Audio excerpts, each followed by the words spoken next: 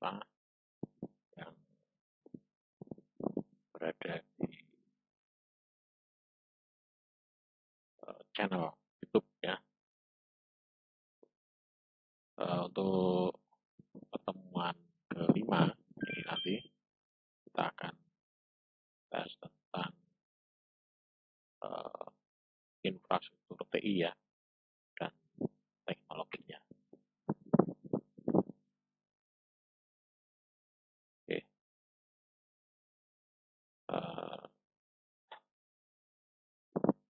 Nah, di dalam infrastruktur di sini nanti kita ada ini ya, mendefinisikan infrastruktur TI. Nah, jadi infrastruktur TI itu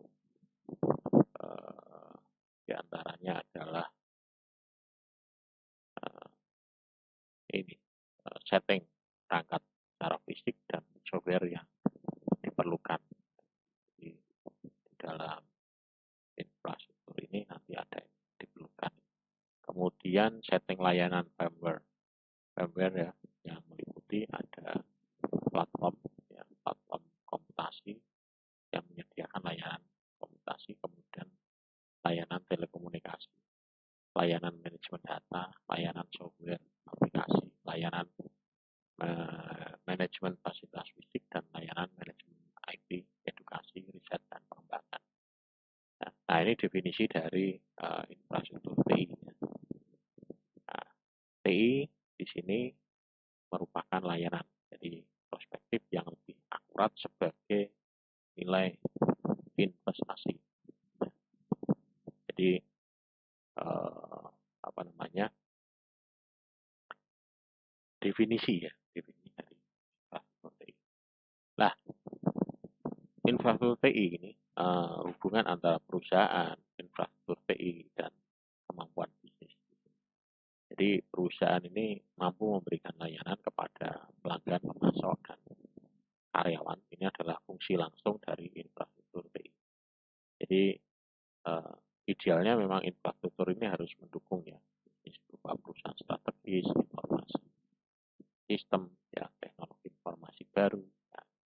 Jadi di sini ada bisnis strategi, IT strategi, teknologi informasi, dan ini saling berkolaborasi, kemudian masuk ke dalam IT service dan IT infrastruktur, yang kemudian dia akan melayani masuk ke dalam customer service, supply service, dan enterprise service. Jadi hubungan antara perusahaan, infrastruktur TI, dan kemampuan dalam bisnis. Kemudian evolusinya ini dari tahun 50 sampai 2007 ini mesin penghitung elektronik, mesin sortir, evolusi dari infrastrukturnya. Kemudian era mainframe komputer, mini komputer 1959 sampai dengan sekarang. Jadi perkembangannya tahun ini masih menggunakan mainframe. Ya. Ini perkembangan infrastruktur TI-nya. Ya. Kemudian dari jaringan juga ya, selain dari apa namanya ini komputer, jaringan juga demikian. Kemudian untuk mainframe ya, atau komputer servernya, kalau ini electronic accounting machine ya, 1930 sampai 1950.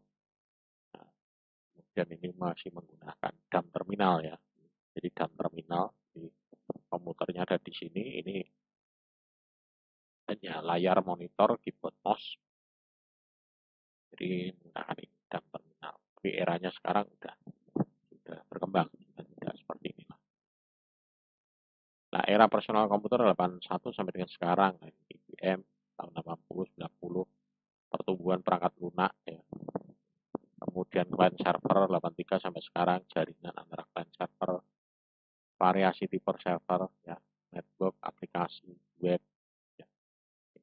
Kemudian internet 92 sampai sekarang, jadi integrasi semuanya berbasis internet. Bahkan sekarang sudah basisnya adalah cloud ya. Sekarang itu sudah mudah ya. Mau cari apa dari internet sudah tersedia semua. Jadi secara infrastruktur di cloud sudah tersedia semua. Kemudian era evolusi personal ya, personal komputer yang tadinya standalone, kemudian dibangunlah menjadi sebuah komputer client server. Tadinya standalone, komputernya berdiri sendiri-sendiri antar klien. Nah, sekarang adanya client server. Client server ya, sudah bisa terpusat datanya dan terhubung lewat jaringan. Kemudian enterprise internet yang tadinya hanya standalone, di sini lokal, hubungan ke semuanya menjadi enterprise server. Enterprise server kemudian terhubung ke jaringan luar menjadi sebuah internet. Ya. Jadi awalnya memang dari perkumpulan kecil, besar, grup-grup besar, kemudian menjadi besar dan adalah internet. Tadinya ini sebetulnya adalah intranet ya, dikatakan intranet. Intranet kemudian menjadi internet. Nah, jaringan multi klien di sini ya, klien internet ada web server, aplikasi server, di mana di sini aplikasi server di sini ada melayani sales, produk, accounting, ARD, ya. Nah, di sini ada datanya. Jadi ya di sini aplikasi server, kemudian aplikasi server dalam bentuk web server, internet dan klien. Nah, ini perkembangannya lagi ya, jaringan multi tier client server, M-tier. Kemudian infrastruktur TI ya, di sini teknologi pendukung evolusi infrastruktur, ini hukum Moore, microprocessing power. Daya komputasi bergerak setiap 18 bulan. Nanoteknologi, faktor yang bertentangan, ya, kebutuhan disipasi panas dan konsumsi daya. Jadi yang bertentangan adalah ini, panas dan konsumsi dayanya. Jadi semakin panas dan konsumsi dayanya juga akan berkurang ya. Kemudian hukum mass digital storage, jumlah data yang disimpan di setiap tahun bertambah 2 kali lipat. Jadi data yang disimpan itu setiap tahunnya bertambah 2 kali lipat, 2 kali lipat. Jadi kalau misalnya kita punya data 1 tera, setiap tahun menjadi 2 kali lipatnya berarti 3 tera. Tahun lagi nanti jadi 9 tera. Nah, terus berkembang. Nah, ini hukum flow ya, hukum Moore ya, dan performasi prosesor. Jadi dari tahun 91 di sini dia penggunaan proses powernya dan jumlah transistornya hanya sedikit ya. Tapi semakin lama tahun 2005 di sini power yang dibutuhkan semakin besar dan jumlah transistornya semakin banyak juga, bahkan ribuan jutaan ya, bahkan transistornya kecil ya di prosesor itu. Jadi kalau kita lihat ya tidak bisa ya, kalau yang bisa lihat lewat mungkin lewat alat. Kemudian biaya chip jatuh. Jadi dengan adanya ini di infrastruktur di sini dulu biaya chip ini menjadi turun ya, lebih banyak transistor ke dalam ruang yang lebih sedikit telah menurunkan biaya transistor secara drastis. Biaya. Dan ini mempengaruhi ya, infrastruktur TI ini juga pengaruh ke dalam biaya juga dalam proses bisnis. Ya, jadi prosesor Intel saat ini dapat berisi sebanyak 1 miliar transistor dan pada 32 GHz atau lebih tinggi. Padahal transistor ini hanya ukurannya hanya kecil ya, mungkin hanya ukuran diameter 5 kali 5 cm. 5 kali 5 cm, jadi kecil sekali. Padahal dulu ukuran komputer itu besar sekali, transistornya besar-besar kayak gitu. Sekarang udah tidak kelihatan. Kemudian pertumbuhan hard drive. Hard drive itu hard disk ya. Tadinya dari hanya cuma ukuran megabyte, nah, sekarang sudah tera. Jadi sudah 3 tera. Ya. Jadi ini sudah mega, 1000 mega. 1000 mega itu berarti kan 1 tera. Ya. Tera. Jadi udah banyak. Kalau sekarang masih tera ya, padahal sebenarnya sudah ada kalau penggabungan dari tera itu Hexa atau nanti ada Suta. Tapi ini udah tidak mungkin ya kita punya satu yuta itu enggak. Ya, tapi mungkin nanti ke depannya ada. Tapi sekarang yang paling besar yang saya temui di pasaran itu baru 4 tera ya. Saya tidak tahu 10 tera ada enggak ya. Kalau misalnya kita apa namanya sekarang misalkan 10 tera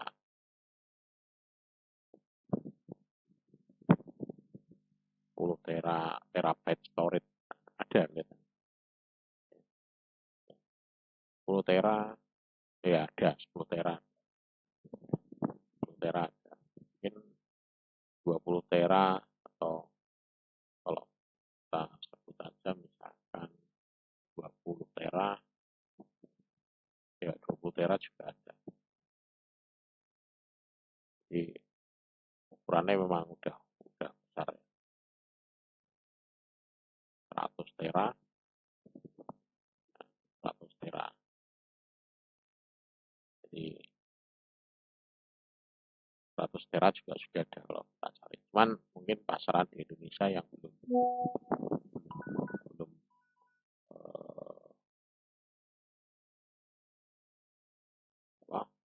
pas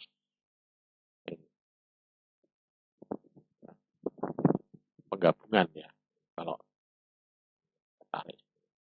Nah, jadi dia sebenarnya 100 tera itu penggabungan dari beberapa satu di penggabungan. Jadi tidak satu single menjadi 100 tera. Ini 100 tera juga ada. Tapi tidak tahu ini benar harddisk benar atau enggak. Jadi ternyata juga udah besar ya. Kemudian biaya untuk penyimpanan data menurun secara eksponensial ya. Jadi biaya untuk menyimpan data menurun. Ya, jadi perangkat penyimpanan magnetik ya pertama tahun 1955 biaya penyimpanan 1 kilobyte ini telah turun hingga menggandakan jumlah penyimpanan digital untuk setiap bulan. Jadi yang tadinya mahal maka sekarang menjadi menurun ya. Biaya penyimpanan 1 kilobyte telah turun. Oke, selanjutnya ini coba saya putarkan ya. Di sini ada apa namanya? Ada bagian perencanaan ya. Maksudnya ini di sini ada video ya dari BNI ya. Dari BNI. Tapi mungkin kita ambil manfaatnya ya. Oke, mungkin bisa kita saksikan ya secara bersama-sama.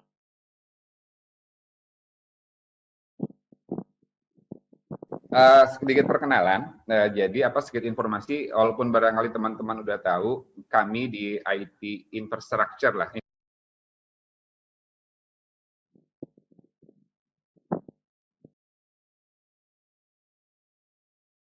Infrastructure dan operation OT lah kayak gitu. Jadi kita punya satu goal utama, satu adalah melakukan mendeliver, memanage services yang ready selama 24 jam kali 7. Jadi sekarang udah tidak musim lagi, tidak zaman lagi yang namanya service level 99, sekian. Karena sekarang tuntutan sekarang transaksi adalah 24 jam, nggak ada jam buka kantor cabang sampai jam 8 sampai jam 3 jam 4. Justru sekarang malam kadang-kadang banyak kayak kemarin ya 11 gitu kan, ada flash sale, ada dan sebagainya. Itu terjadi pada jam-jam tidak hanya siang, juga terjadi malam. Apa artinya? Bahwa kami dari IT Operation harus siap mendeliver service, layanan IT, yaitu layanan IT untuk produknya bank juga, harus siap ready 24 kali 7. Tidak ada yang namanya jam 2 mati, jam 3 mati, dan sebagainya. Tapi harus reliable. 24/7 seluruh layanan IT. Layanan IT, khusus IT itu kan cukup banyak juga ya, mulai dari nanti kita discuss lah, mulai dari data centernya, mulai dari networknya, mulai dari servernya, sampai ke atas lah, sampai ke layer aplikasi. Itu yang harus kami manage, kami pastikan bahwa itu dapat terdeliver dengan baik. Baik artinya bisa diakses, bisa dengan kecepatan yang memadai dan sebagainya. Seperti itu sih. Nah, untuk mencapai mendeliver itu, kami ada 3 bagian yang kami komponen utama yang akan kami deliver untuk 24/7 IT service-nya adalah, satu adalah business as usual, artinya adalah bisnis yang sudah berjalan sekarang. Kita tetap harus menjaga aplikasi-aplikasi, service-services yang sudah kita lama lakukan servisnya, yang sudah kita miliki, yang sudah kita deliver ke masyarakat, ke nasabah, yaitu secara availability, bahwa itu availability bisa digunakan, performan juga, misalkan speed-nya tidak lemot, tidak lelet, dan sebagainya. Demikian juga dengan kapasitinya, kapasitas. Artinya karena alhamdulillah, mudah-mudahan bisnis kita kan growth terus, transaksinya tumbuh, sales volume-nya tumbuh, dan kita juga harus mengantisipasi kapasitasnya, baik kapasitas penyimpanan, kapasitas buat transaksi dan sebagainya. Nah, yang kedua adalah yang sedang kita lagi ibaratnya orang muda sekarang lagi hype ya, lagi tren, lagi in dan sebagainya adalah digital transformasi. Teman-teman STI juga sedang melakukan inisiatif digital. Dari kami yang kami provide, akomodasikan adalah kebutuhan untuk infrastrukturnya. Jadi antara STI, OT, baik pun ISU, ya kita bahu-membahu lah ya untuk menyediakan layanan yang berbasiskan digital transformasi. Bentar. Nah, si digital itu sifatnya agile gitu kan, fleksibel, speed, kebutuhan time to market harus cepat, dan juga harus secure juga. Makanya bagaimana bagaimana meramu antara satu aplikasi, infrastruktur, sama termasuk security-nya, sehingga bisa mendeliver layanan digital yang kita persembahkan untuk nasabah. Terakhir, sebagai basic main job kita adalah menjaga operasionalnya IT. Artinya kita harus tetap menjaga, yang tadi kan karena dituntut 24 jam kali 7, 365 sehari, layanan yang sudah ada kita pastikan. Kalau namanya terjadi disaster, kemungkinan ada saja. Entah disaster terjadi blackout listrik, terjadi gangguan hardware, terjadi gangguan network. Kita harus punya mitigasi risikonya, kita harus punya mitigasi plan-nya. Jika terjadi disaster, apa yang harus kita lakukan sehingga layanan tetap available buat nasabah. Di sini kita bicara mengenai masalah high availability. Baik dari segi data center, makanya kita ada namanya data center, main data center, ada secondary data center, ada DRC. Itu adalah diharapkan jika terjadi gangguan di salah satu set, kita bisa pindahkan layanannya ke set yang lain. RTO, apa itu RTO? RTO adalah recovery time objective. Jadi seberapa cepat kita melakukan recovery jika terjadi suatu gangguan. RTO semakin kecil itu semakin baik. Artinya zero downtime seperti itu yang kami harapkan dan kami kejar supaya jika terjadi gangguan, karena namanya gangguan walaupun kuda itu antisipasi jika terjadi gangguan, kita harus melakukan RTO-nya sekecil mungkin. Kalau bisa sih tanpa downtime. Yang ketiga dari sisi disaster recovery capability yang kita harus highlight juga adalah namanya RPO. RPO adalah recovery point objective. Seberapa besar gap antara data yang hilang. Misalkan terjadi suatu disaster jam 1 siang, terus kita bisa recovery-nya, berapa data sih yang hilang? Semakin datanya kecil, tidak ada kehilangan data, itu semakin baik. Artinya kita tidak ada kerugian, let's say katanya Misalkan RPO katakanlah 30 menit, artinya kita mentoleransi kehilangan data transaksi ataupun nasabah dan sebagainya selama 30 menit. Kita usahakan adalah RPO near zero downtime juga. Makanya dengan berbagai metode, termasuk storage-nya juga nanti ada tiering, nanti kita bahas di belakang, ada tier 1, tier 2, dan sebagainya. Terus misalkan antar satu disk ke disk yang media yang lain harus kita siapkan, termasuk juga ada teknologinya nanti untuk archiving yang kita siapkan. Termasuk replikasinya. Jadi antar data center ke data center yang lain, replikasinya kita juga usahakan adalah real time, seperti itu. Gitu, next. Nah ini, kalau tadi adalah goal pekerjaan sehari-hari yang kita lakukan di OT, di IT operation, infrastructure, kurang lebih seperti itu, bahwa kita adalah kalau saya bisa simpulkan 24/7 untuk semua layanan, mau BAU, mau digital transformasi, mau untuk disaster recovery, seperti itu. Sekarang saya coba masuk ke teknologi map. Saya coba mengutip dari Accenture, tapi ini sangat valid sama dengan kondisi di BNI, maksudnya antara mapping antara kondisi IT-nya seperti ini, kurang lebih nanti ada, jadi kalau saya bilang, kita mulai dari layer paling bawah dulu, nanti teman-teman security barangkali isu yang lebih bisa menjelaskan lebih jauh ya. Mulai dari yang bawah adalah end user devices, mulai dari laptop, PC, mobile, dan sebagainya. Ini adalah penyusun komponen dari suatu IT sampai bisa mendeliver suatu layanan ke nasabah dan sebagainya. Yang kedua sih dari sisi komunikasi. Komunikasi ini ada local area network, ada wide area network, ada MPLS, ada voice network maksudnya, ada wireless juga, Wi-Fi dan sebagainya, karena sekarang kan kita akan intens menggunakan Wi-Fi. On top di atas itu ada namanya IT infrastructure. Apa saja sih di IT infrastructure? Macam-macam, ada server, jadi ada storage juga termasuk IT infrastructure, ada DC network, ada DC facility. Beda ya antara DC network sama DC facility. Network adalah lebih ke data network, facility adalah fasilitas dari pembangun dari si data centernya, yang termasuk adalah electrical, genset, UPS, dan sebagainya. Nanti kita bisa discuss di belakang. SOI apa sih SOI? SOI adalah Service Oriented Infrastructure. Karena kan tadi kita dituntut digital transformasi yang bersifat agile, fleksibel. Jadi kita harus menyesuaikan, jangan infra berdiri sendiri, tapi kita harus infrastruktur menyesuaikan berdasarkan kebutuhan dari servisnya. Seperti itu. Arah trennya ke depan kayak gitu. Dulu adalah kita dedicated satu server besar, misalkan kalau dulu kan terkenal zamannya mainframe gitu ya, kalau teman-teman pernah dengar mainframe gede ya udah dipakai untuk satu aplikasi. Sekarang zamannya barangkali kan sekarang udah zamannya kontainer, zamannya microservice, namanya virtualisasi, abstraksi dan sebagainya. Kita menuntut harus agile, baik dari sisi programming, baik dari sisi development.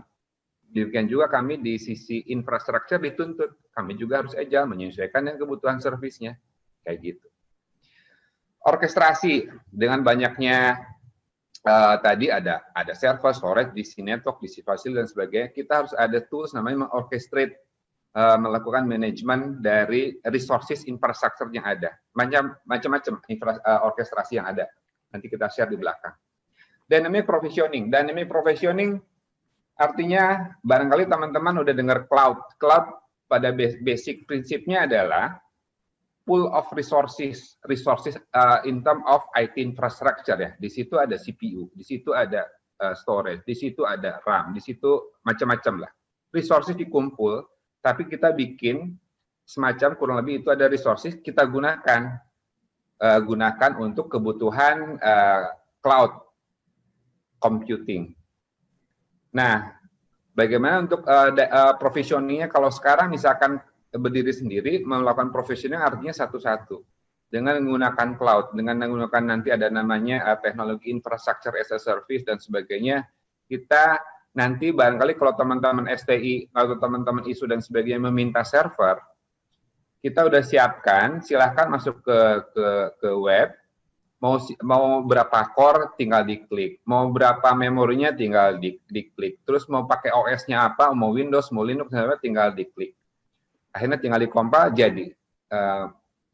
Itu barangkali yang kita namakan dynamic provisioning dan automated seperti itu.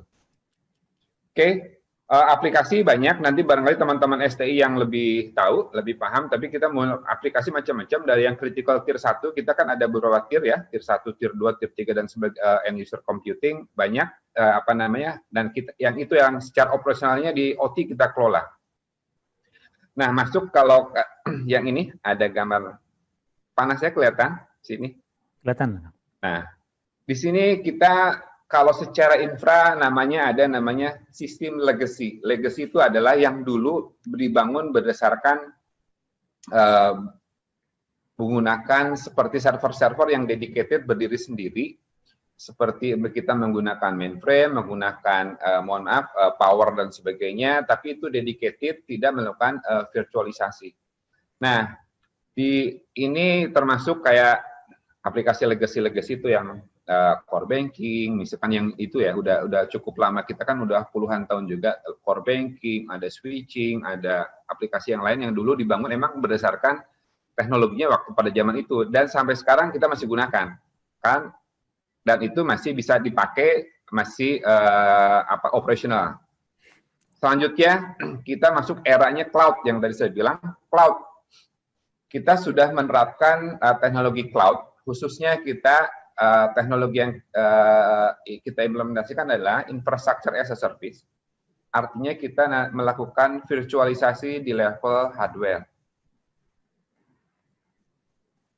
Oke. Cloud juga ada dua. Ada yang namanya on-prem. On-prem itu artinya on-premise di kita, yang kita manage, fully manage sama kita. Itu ada namanya private cloud, kita namakan, atau nama lainnya ada private cloud. Artinya itu kita lakukan full resources-nya, manajemennya, datanya, dan sebagainya, full under premise-nya kita. Kita melakukan namanya on-prem. Nah, yang paling kiri adalah extra enterprise cloud. Artinya itu adalah lebih ke arah luar, public cloud. Barangkali teman-teman udah familiar kan dengan GCP, Google Cloud Platform, atau dengan AWS, dengan Azure, dan sebagainya. Banyak, demikian juga yang di lokal, ada Biznet, ada Telkom, ada dan sebagainya. Bagaimana di BNI? BNI 3T-nya sudah ada, yang ini juga, karena kita adalah roadmap kita. Kita melakukan mengadopsi teknologinya hybrid cloud. Jadi adalah kombinasi antara private cloud sama dengan public cloud. Kenapa? Karena kita sebagai bank, kita kan adalah highly regulated institusi, kita ada yang regulatornya. Jadi data-data yang sensitif, misalkan data transaksi, misalkan atau data nasabah dan sebagainya, itu sudah sampai saat ini masih kita maintain di private cloud. Artinya kita fully manage, kita fully akses terhadap data-data yang kita punya. Kenapa? Untuk mencegah terjadinya kebocoran, masalah security dan sebagainya. Nah, untuk yang public cloud, kita juga udah explore, kita udah leverage masa si public cloud ini. Untuk kebutuhan apa? Saat ini yang udah kita gunakan untuk kebutuhan non-transaksional ya. Seperti apa? E-learning, informasional, basis, dan sebagainya. Tapi yang di luar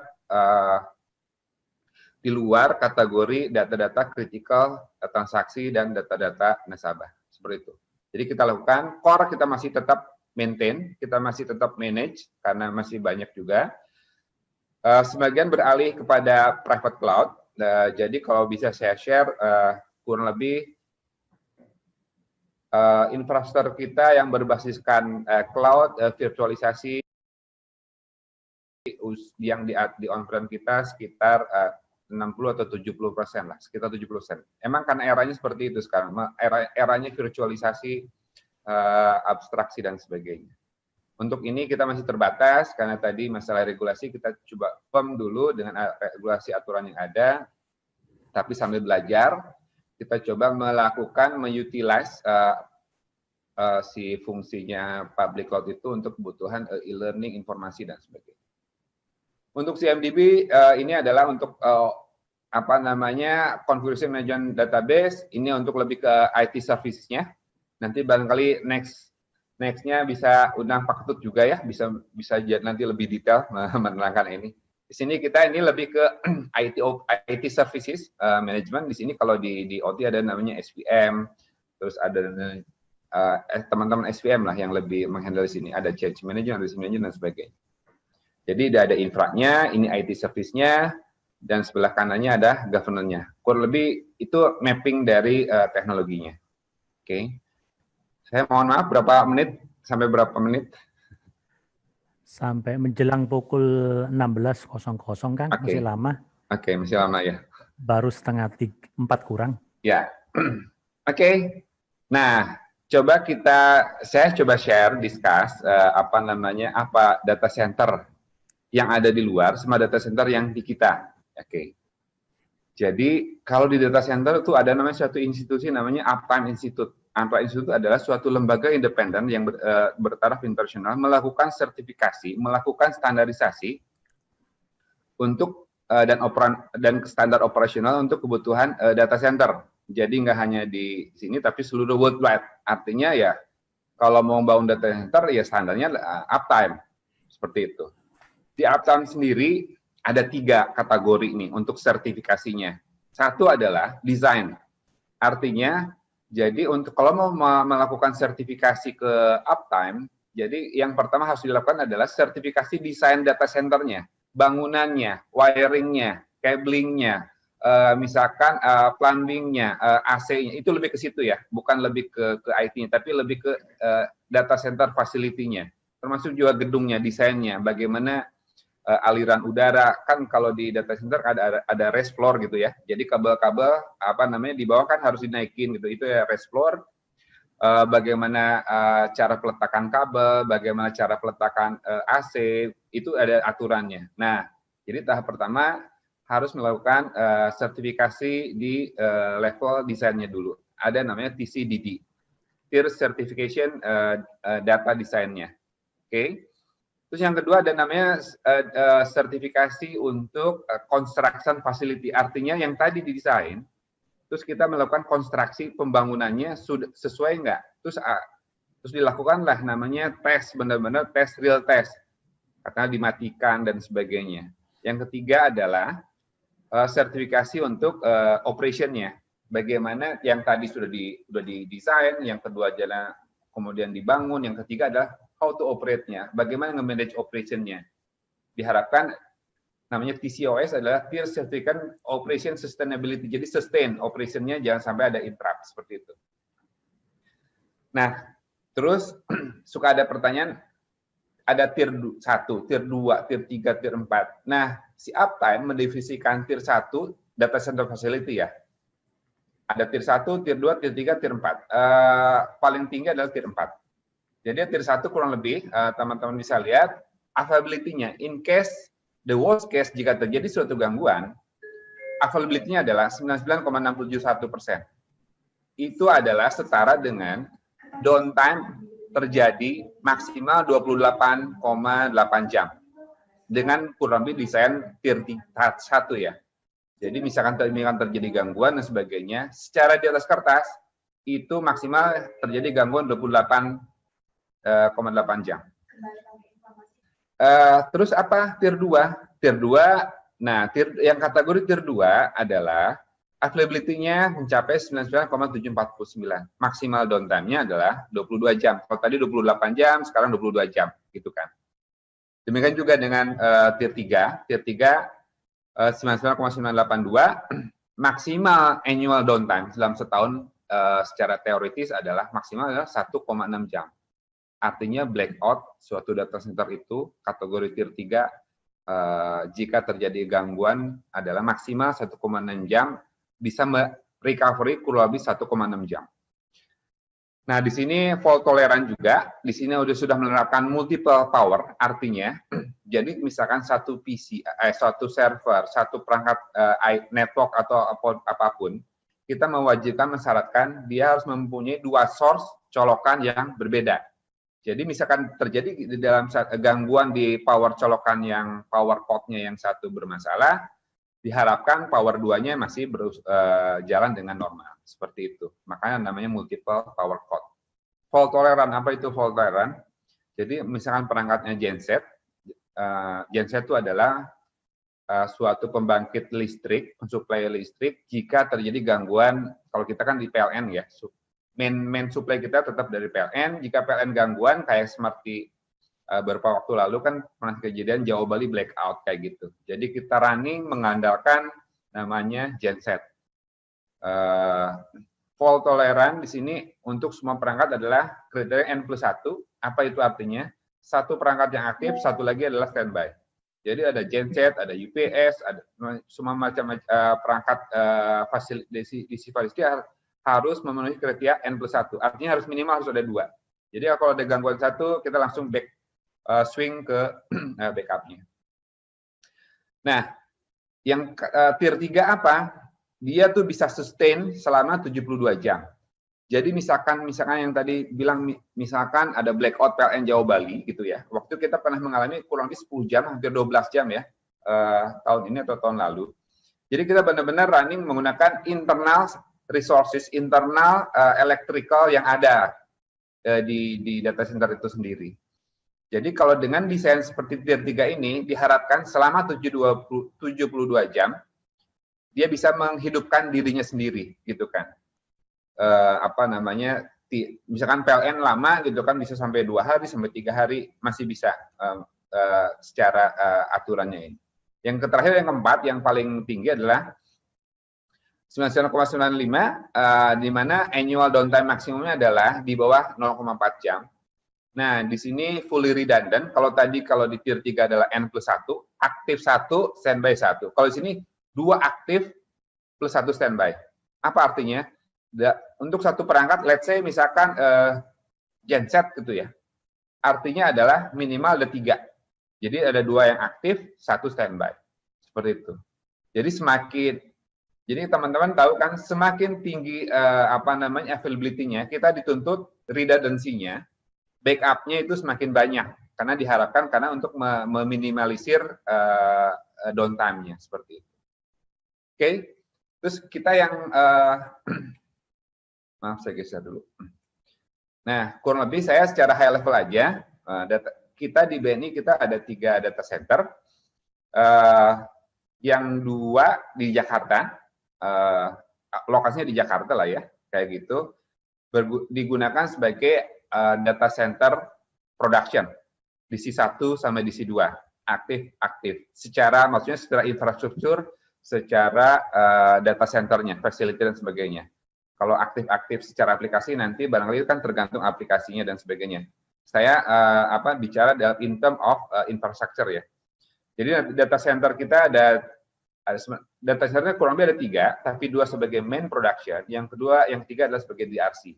Karena kan persyaratan dari POJK 38 dan sebagainya minimal sih harus 2, tapi kita coba memulakan desain 3 data center. Terus kemudian antar data center kita hubungkan dengan network DWDM. Artinya jika terjadi gangguan di salah satu site, kita bisa melakukan reroute entah dari DC2 melalui DRC dulu baru ke DC1, ataupun jika terjadi gangguan di sini di antar DC1 DRC, kita bisa melakukan reroute dari DRC DC2 ke DC1. Itu yang karena kan kita mengejar tadi adalah high availability-nya seperti ini. Desainnya kurang lebih seperti ini. Terus bagaimana data center yang BNI memiliki? Nah, data center yang sudah kita miliki, khususnya untuk di DC1 ya, DC1 kita sudah melakukan sertifikasi uptime tier 3. Jadi yang DC1 uptime kita lakukan tier 3 di sini untuk desain sama facility construction. Untuk operation sustainability-nya kita on progress. Mudah-mudahan tahun depan kita sudah dapat mendapatkan sertifikat TCOS-nya. Kalau di C2 kita on progress untuk melakukan desain sama si facility-nya. Terakhir yang di RC, karena kita menggunakan pihak ketiga, kita mensyaratkan bahwa ini sudah sertifikasi tier 3. Jadi tier 3 untuk desain sama tier 3 facility. Jadi kalau kemarin teman-teman, apa sih uptime? Apa sih tier 1, tier 3? Barangkali sekarang mulai agak ada informasi ya, seperti ini loh, tiering hierarkinya seperti ini. Jadi ada kategorinya, semakin tinggi ya semakin banyak, seperti itulah. Oke. Kemudian kita masuk ke domainnya server infrastructure. Kalau tadi adalah data center facility infrastructure, kalau sekarang adalah server infrastructure. Saya bicara untuk lebih besar konsepnya aja, tidak membahas konfigurasi yang ada di BNI ya, karena ini publish di umum, jadi takutnya nanti ada data yang confidential yang bisa masuk. Jadi secara konsep, kita yang sudah dilakukan di BNI ada namanya traditional. Traditional itu kalau sekarang fisik gitu, atau ada orang ngomongnya bare metal kayak gitu kan. Artinya yang dulu ada satu server, ada satu storage, ada satu network dan sebagainya, masing-masing berdiri sendiri. Ini yang sudah kita lakukan bertahun-tahun. Nah, selanjutnya ada yang namanya converge gitu kan. Converge ada yang namanya beberapa fungsi yang digabungkan. Jadi ada server, ada network sama storage, network sama storage, switch-nya gabung, storage-nya terpisah. Ini semi converge lah. Yang terakhir yang barangkali teman-teman ada namanya HCI ya, Hyper Converged Infrastructure. Artinya di converge. Jadi misalkan jatuh-jatuhnya kalau barangkali teman-teman namanya lihatnya adalah sebagai appliances gitu kan. Jadi di appliances itu ada compute itu CPU-nya. Udah termasuk ada storage-nya juga, ada memorinya juga, udah nyatu built-in seperti itu. Karena kan kalau kita kan pengen sekarang teknologi sekarang kan nyalain langsung dilakukan, nyala langsung bisa dipakai. Karena kan serba instan dalam hitungan dalam hitungan menit harus minta ready karena permintaan server ke tim infra itu tiap hari ada. Coba bandingin kalau dulu misalkan permintaan server fisik minta, terus baru pengadaan, baru ada lagi sekitar 6 bulan. Barangkali ya sekarang udah ditinggalin sama kompetitor ya. Kalau sekarang rata-rata orang masuknya misalkan baru masuk hari ini, misalkan Mbak Uli masak Indomie, selesai masak Indomie udah jadi sama teman-teman seperti itu. Jadi teknologi yang sekarang sangat membantu sekali. Jadi dalam hitungan menit provisioning yang tadi sudah jadi seperti itu. Oke. Jadi kalau kurang lebih kalau di dunia infrastructure ini namanya three tier design. Ada namanya compute, ada namanya storage, ada namanya switch kayak gitu. Kalau ini convert semi lah gitu kan, ada beberapa yang digabungkan. Yang terakhir adalah yang jadi tren juga ada teknologi ke depan adalah namanya hyperconverged. Jadi semuanya mulai dari compute, mulai dari storage gabung jadi satu seperti itu. Terus BNI punya semuanya. Terus yang mana kita pakai sesuai dengan kegunaannya, manfaatnya. Karena semua pasti ada pro kontra lah ya. Mana yang cocok digunakan three-tier, mana yang cocok digunakan untuk sebagai hyperconverged kayak gitu. Kita deploy sesuai dengan kebutuhan. Terus sekarang barangkali, nah ini tadi ada kan bare metal, seperti biasa aja gitu ya. Kita ada satu server, kita install OS, ya udah satu itu untuk satu fungsi OS-nya yang nggak bisa sharing, ya suatu aplikasi itulah kayak gitu kan, bare metal yang biasa. Nah sekarang namanya kan banyak namanya virtualisasi gitu ya. Jadi satu server kita bisa melakukan virtualisasi, jadi bisa beberapa server. Kalau tadi satu fisik adalah satu server. Kalau ini dalam virtualisasi yang yang kita gunakan, kita dalam satu fisik bisa ada beberapa server. Jadi virtualisasi. Yang kedua adalah yang kita juga lagi kerjakan bareng sama teman-teman STI untuk beberapa proyek, namanya adalah kontainerisasi. Apa bedanya? Kalau virtualisasi ini kalau orang-orang ngomongnya IaaS, nanti sebelah kanannya ada IaaS. Ini IaaS. Jadi kita melakukan virtualisasi di level hardware. Jadi seakan-akan dia tuh punya melakukan virtualisasi untuk CPU-nya, memorinya dan sebagainya. Tapi ini yang dilakukan untuk kontainer, kita melakukan virtualisasi di level OS-nya, di atasnya lagi. Seperti itu. Jadi kalau teman-teman bisa lihat sini, perbedaannya kalau IaaS adalah ada physical data center, ada server networking-nya, jadi di level infrastructure-nya, di atasnya di atasnya ada PaaS, Platform as a Service, itu ada bermain kontainer. Nah, ini melakukan virtualisasi di atas operating systemnya. Terakhir adalah Software as a Service, tapi itu biasanya di pihak ketiga, seperti itu ya. Oke, setengah jam. Bapak mohon maaf, kurang lebih 5-10 menit lagi. Baik. Kita sudah harus masuk ke tanya jawab ya Pak. Baik. Banyak Oke. menarik sih Pak, seru-seru. Hah? Seru-seru memang. Iya, padahal gambar aja saya nggak ada kata-katanya. Ya, next, network infrastructure. Jadi kalau di infrastructure network gitu ya, network data networking lah seperti itu.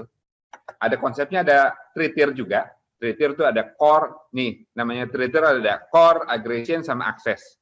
Udah kita implement di 3 data center tadi. Next, ke depan kita lagi coba implement itu span and leaf. Apa sih bedanya? Kalau span and leaf, hop-nya lebih pendek gitu kan. Nah ini juga sudah kita implement, yang ini udah implement, yang ini lagi on progress di beberapa data center kita. Tujuannya apa? Kita untuk mengakomodir kebutuhannya digital transformasi. Kita kebutuhannya untuk mengakomodir consume bandwidth yang performan yang tinggi seperti itu. Sambil jalan aja nanti ya. Nah yang terakhir adalah barangkali teman-teman cukup familiar dengan namanya SD. Sekarang apa sih software defined? Software defined network, software defined WAN, software defined data center, software defined storage, software software defined. Jadi makanya saya di sini namanya software defined X. Jadi untuk X-nya itu berbagai macam area. Tapi pada intinya adalah melakukan kontrol, melakukan manajemen berdasarkan software supaya lebih intelijen lagi, supaya dapat memasukkan IoT dan sebagainya. Kalau sekarang pendekatannya ada di sisi infra adalah di hardware defined, jadi cuma ke hardware aja. Kalau sekarang dengan menggunakan software defined, contohnya adalah virtualisasi lah ya, tadi yang untuk server virtual itu adalah software defined. Terus juga ada networking juga nanti ada namanya SDN. Kita lagi coba implement untuk wide area network ada namanya SD-WAN, software defined wide area network. Sudah kita implement juga, hasilnya bagus untuk beberapa lokasi. Nanti tahun depan akan deploy lebih besar lagi, lebih fleksibel, lebih murah secara cost karena kita bisa mengcombine antara private link sama internet public seperti itu. Jadi dengan software defined ini sangat banyak terbantu, khususnya untuk operational infrastructure seperti itu, karena kita bermain di software, kita mendistribusikan di software, lebih fleksibel, manageability-nya bisa lebih transparan, lebih cepat dan sebagainya, seperti itu. Jadi kita akan fokus semuanya untuk di infra itu adalah di software defined X. Software defined network, software defined storage, software defined WAN, software defined macam-macam lah semuanya software defined data center sedang kita bangun seperti itu.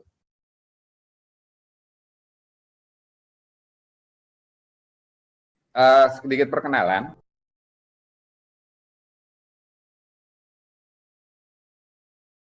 Oke, itu tadi ya terakhir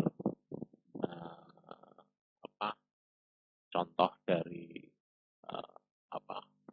implementasi ya infrastruktur dari IT dan teknologinya. Jadi itu tadi saya ambil dari kegiatan Zoom BNI ya, dari BNI, dan dia memberikan gambaran infrastruktur yang ada di BNI itu seperti apa. Gitu ya. Oke, mungkin itu ya yang bisa saya sampaikan untuk pertemuan pada pagi ini. Semoga dengan video tadi bisa memberikan gambaran ya, dibandingkan dengan saya memberikan teks cerita kayak gini. Tapi kalau tadi kan memang betul-betul dari praktisi ya, bukan dari praktisi, tapi memang dari dia memang berkecimpung di dunia IT dan dia menangani di bank ya, di bank. Jadi kalau bank pemerintah seperti itu, kalau bank swasta kemudian yang lebih jelas lagi adalah tadi gambaran tire ya, tire 1, tire 2, tire 3, kemudian tire 4 ya. Jadi gambarannya apa sih, perbedaannya apa, tire 1 sampai tire 4 ya.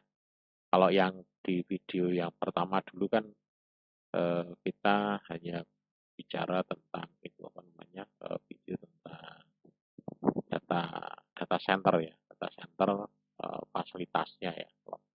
Kalau itu kan fasilitasnya ditunjukkan waktu itu masuk ke dalam ruangan-ruangan itu ya.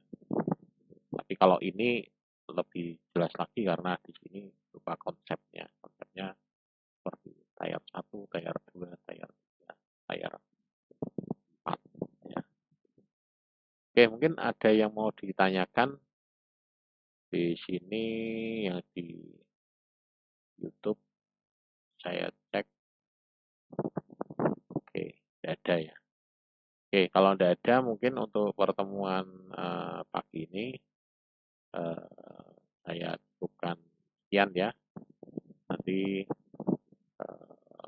apa namanya, kalau ada hal yang mau ditanyakan nanti bisa WA ya ke grup ataupun ke WA saya secara pribadi. Oke ya, mungkin itu kurang lebihnya. Mohon maaf kalau ada kesalahan dalam hal penyampaian. Terima kasih. Selamat pagi. Selamat beraktivitas.